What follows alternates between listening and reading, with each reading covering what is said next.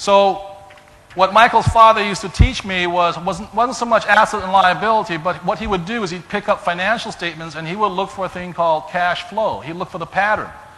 And he said this, here's a job, cash would come in and cash would go out. And if a person did this over a lifetime, this was the cash flow pattern of somebody who was poor. That was a poor person's cash flow pattern. Money comes in and money goes out. It's not so much what you do over a day, but what you do over a lifetime.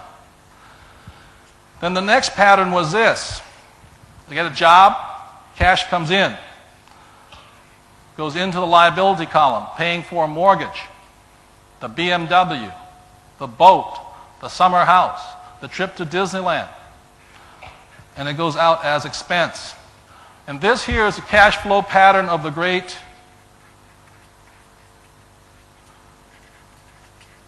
middle class. So take a look at it right now. Those are broad generalities. Which pattern do you fit into?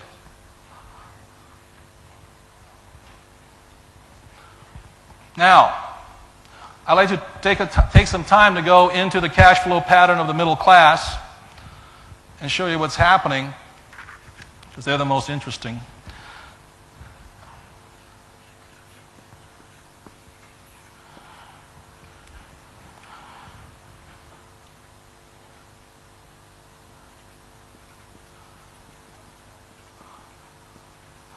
I have a friend in San Diego. My Chinese father would say to him, he was California rich. And what California rich meant was the guy he was in real estate, he had very high income. But every time he got money from commissions, did he go into the asset column or the liability column?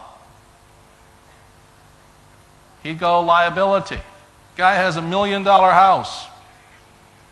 He has a BMW. He has a Mercedes. He has a Jeep. He has Armani shirts. His wife has lots of jewelry. And they go out to dinner a lot. Do you know people like this? And then what happened being in the California real estate market, so this guy here like this is the pattern. It looks like this all day long. Now, I go to the gym a lot, and what this looks like to me of the great middle class is looks like one of those treadmills. They get up every day, they go to work, they go to work, they go to work. They're working hard, but going what? Nowhere. Because their liabilities keep them at work. They never get ahead. Then what happens is, all of a sudden, this happened to my friend, is the California real estate market tanked. In other words, he lost this. Now, just because you have no income, does a bank care that you can't pay your liabilities? Do they? No. So right now, I'm waiting for him because I want to pick up his BMW at 5 cents on the dollar. What's that song? That's what friends are for? So I see, the reason I'm concerned about this is I see it already here in KL. As your income goes up, I see people at that mall buying all the Rolexes, which I have one, $3,500 Brioni suits, all the good stuff. Those are not called assets, those are called doodads. And the worst part about it is they buy them on credit. So that's why the great American middle class is in such great trouble right now. They lose their job and they're shot. Now, the last pattern I will show you here is this. So we have the poor, the middle class, and this is the cash flow pattern of the rich. Do you notice a difference?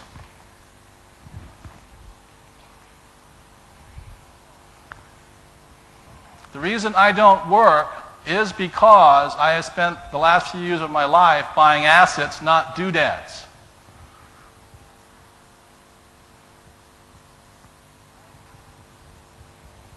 And the irony of it is as my stock market moves up, my real estate market moves up, this sucker just gets richer and richer and richer. It actually goes like this and like this, but it spins right inside.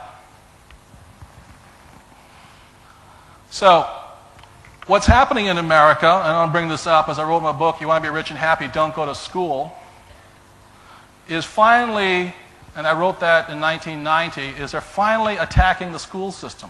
Because the school system is not preparing kids for real life. What's happening in America today is there's no such thing as job security. 50% right now of the people of my age, the baby boomer generation, 50% have no medical insurance and have no pension plan. That in 15 years, I turned 49 yesterday, in 15 years, age 65, most of my classmates will have to keep working because they have got nothing, and the problem is that there's no jobs for them. And our school system still teaches people to be good, do as you're told, look for a nice, safe, secure job. And people say, oh, don't worry, I'm a doctor. What's happening for the very first time is in this thing, professionals feel the heat. It is now spread. Doctors are losing their jobs. Engineers are losing their jobs. CPAs are losing their jobs. MBAs are losing their jobs. It is hemorrhaging it right now at high speed. And they're making less and less money if they take a job. So nobody is safe right now. The other thing that's happening in America, as I said, as you come up, learn from as we go down here, is a thing called virtual corporations. And what a virtual corporation is a company without an employee in it. In America today, we don't want employees because they're not assets, they are liabilities. And the reason for that is if you fire them because they're so desperate, they sue you. And it's funny at one level, but it cost me $12,000 to let somebody go. They weren't worth that much. And that's what's happening right now. So people are saying, we don't want employees, we want temporaries. So they come on, and our schools still don't teach them any financial aptitude. So, I will give you today some rules or some secrets that my Chinese father gave me about how to be rich. And rule number one is this. This is number one. And these made the differences in my life. The biggest secret of all is this. And I think this starts the difference. MC stands for middle class.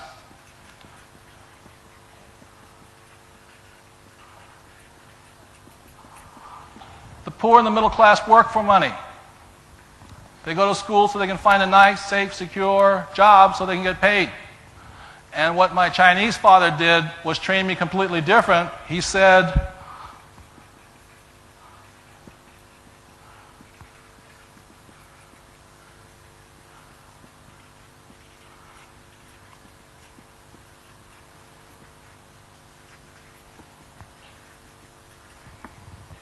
and that's the difference.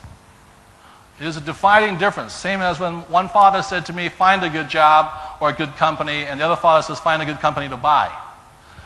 And this will start to make the difference here. I will give you some stats for those of you. How many people remember the DISC from yesterday with, I forgot his name, but anyway. Brian, yes, Brian. This is in 1990. This is the U.S. Department of Health and Human Services. At age 65 in 1990, and these are Americans who are the World War II generation. These are the stats for them. This is my father's generation. Out of 100 people at age 65, 1990, 25 are dead. So 1 out of 4 has died. 51, or the gross majority, have incomes of $6,000. And these are people who grew up during the biggest boom years of America, the same as you guys are right now, the biggest boom years. 20 out of 100 have incomes between $6,000 and $35,000. 3 have incomes over $35,000. And only 1 is rich. That is not a very good stat for at one time the richest country in the world. So what I'm going to be doing here is basically giving you the attitude or ideas of this one person. So Rule number 2. This is what Michael's father taught me. The secret of the rich.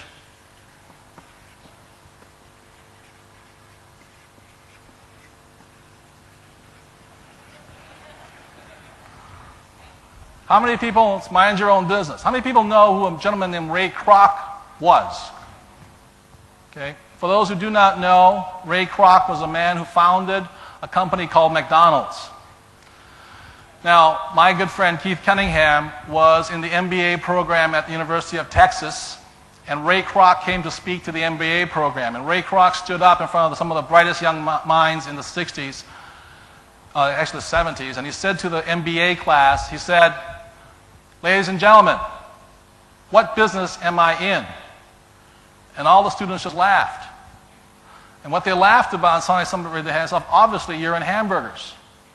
And Ray Kroc says, "No, I am not in the business of hamburgers. My business is real estate." The only reason Ray Kroc created franchises was that so somebody would buy the franchise, but he owned the property. And one of the biggest shortcomings I find with many Americans is that this is the big mistake they make here. This is income.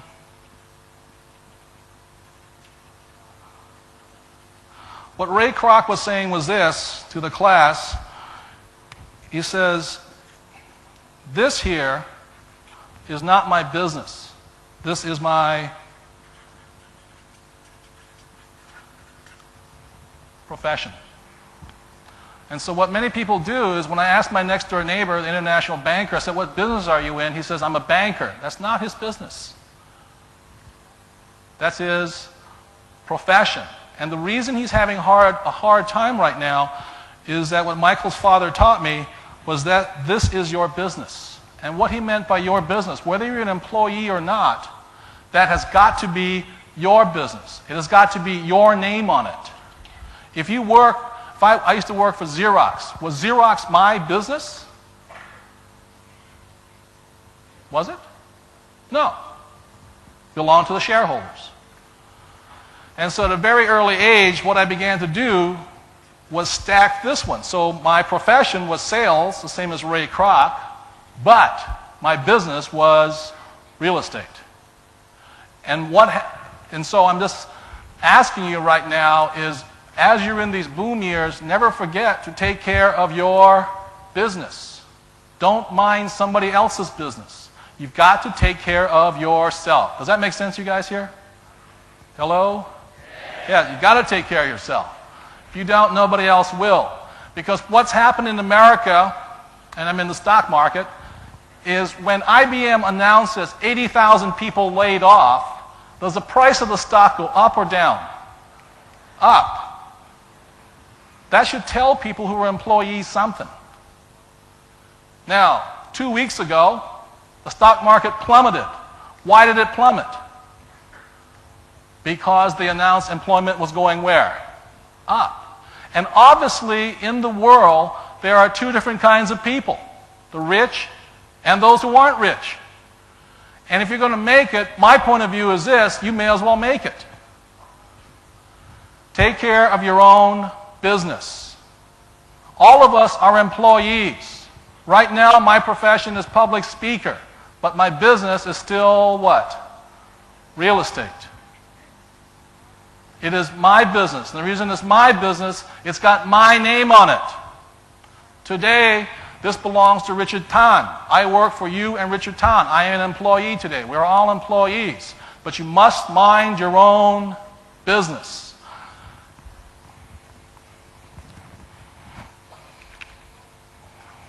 So, I will go into what assets are for those, some of you know, some of you don't know, is that there are different kinds of assets. And these are some of the more common ones. Like I said, my favorite is real estate. Others are stocks, bonds, intellectual property. Intellectual property are things like books. Like Andrew was just up here, his book is one of his assets. 1 million copies. It's working for him while he sleeps.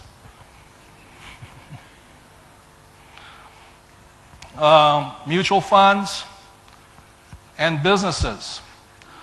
Now, the thing that my Chinese father said to me is this. He says, there are people who own businesses and people who own a job.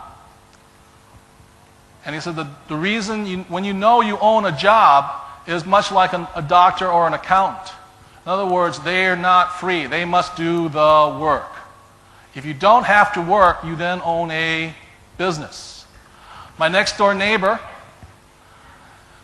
what he does is he owns businesses. When I ask him what his profession is, he says, I am a business operator. That's his profession. But his business is business. What he has is he owns 12 car washes. 10 years ago, he was broke. Today, he owns 12 car washes.